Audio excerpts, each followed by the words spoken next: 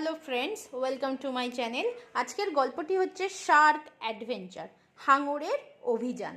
One summer evening, একটি গরমের সন্ধ্যায়, Jack and Melinda jetted through the water on a motorboat. Jack এবং Melinda jetted মানে হচ্ছে উৎসারিত করা বা ছুটিয়ে দেওয়া। তারা ছুটিয়ে দিয়েছিল জলের মধ্যে দিয়ে through the water on a motorboat, একটি motorboat. After a few moments মানে কিছু সময়, আফটার মানে পরে, কিছু সময় পরে, দে কাট দ্য ইঞ্জিন। কাট হচ্ছে বন্ধ করা। তারা ইঞ্জিনটি বন্ধ রাখলো, letting the boat float. Float মানে হচ্ছে ভাসা। তারা বোটটিকে ভাসতে দিল। লেট হচ্ছে দেওয়া। তারা বোটটিকে ভাসতে দিল। মিলিন্ডা টুক আউট হার বাইনোকুলার্স। টুক আউট হচ্ছে টেক আউটের পাস্ট ফর্ম। মেলিন্ডা তার বাইনোকুলারটি বার করেছিল। টেক আউট মানে বাইরে বার করা। And started looking at the flying birds around. Around মানে চারপাশে, ফ্লাইং বার্ড হচ্ছে উড়ন্ত পাখি।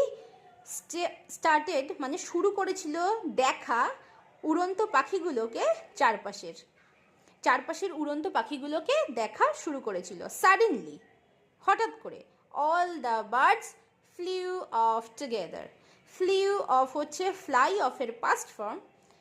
সব বার্ডগুলো একসাথে উড়ে চলে যাচ্ছিল। হঠাৎ করে সব বার্ডগুলো একসাথে উড়ে চলে যাচ্ছিল। It looked as if something had scared them. Had scared হচ্ছে পাস্ট পারফেক্ট টেন্সে লেখা আছে। ইট লুকড এটা দেখে মনে হয়েছিল, অ্যাজ ইফ যেন, সামথিং কিছু তাদেরকে ভয় দেখিয়েছিল। হ্যাড স্কেয়ার্ড ভয় দেখিয়েছিল তাহাদেরকে। এটি দেখে মনে হয়েছিল তাহাদেরকে কিছু ভয় দেখিয়েছিল। Melinda carefully looked at the water.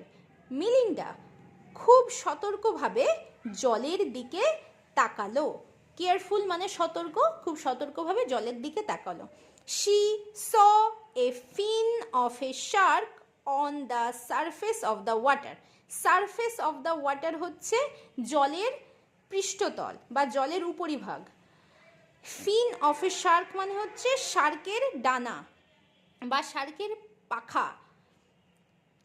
সে দেখেছিল একটি হাঙরের ডানা কিসের ওপর? On the surface of the water, জলের উপরিভাগে বা জলের পৃষ্ঠতলে। ওয়াইল যখন, মিলিন্ডা ওয়াজ ওয়াচিং, মিলিন্ডা দেখছিল, দেখছিল। The Shark started circling around the boat. সেই হাঙরটি শুরু করেছিল গোল করে ঘোরা চারিদিকে। কার চারিদিকে? বোটের চারিদিকে। অ্যারাউন্ড দ্য বোট, বোটের চারিদিকে ঘোরা শুরু করেছিল। It kept circling around and came closer. এটি গোল করে ঘোরা বজায় রেখেছিল। কেপ্ট মানে হচ্ছে রাখা। এটি গোল করে ঘোরা বজায় রেখেছিল এবং কেম ক্লোজার আস্তে আস্তে কাছে আসছিল। Jack waited till the shark was at a good distance away from their boat. Jack অপেক্ষা করছিল তাদের বোটের থেকে হাঙরটি একটি ভালো দূরত্বে থাকা পর্যন্ত।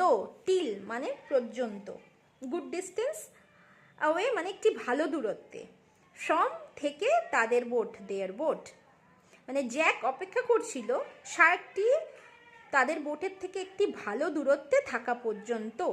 Then he gunned the engine and shot out across the water.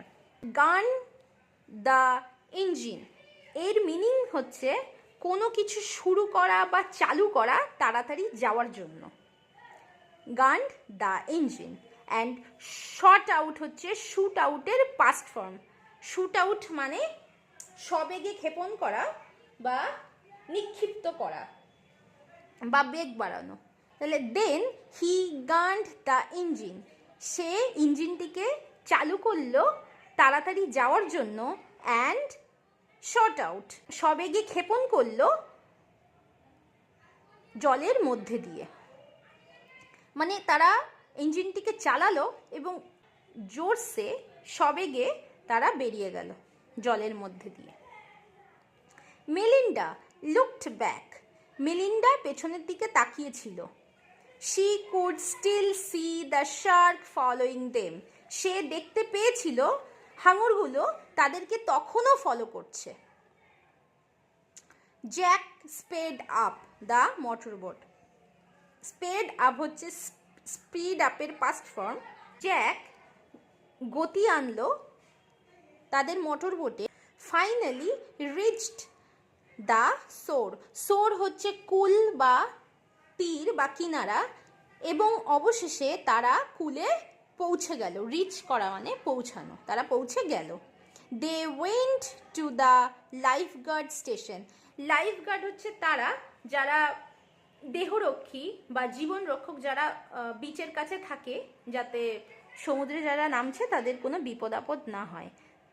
They went to the lifeguard station, তারা গিয়েছিল দেহরক্ষীদের আস্তানায়, এবং alerted them about the shark, এবং তাদের সতর্ক করেছিল। অ্যালার্টেড মানে হচ্ছে সতর্ক করা, তাদের সতর্ক করেছিল অ্যাবাউট দ্য শার্ক, হাঙরের বিষয়ে।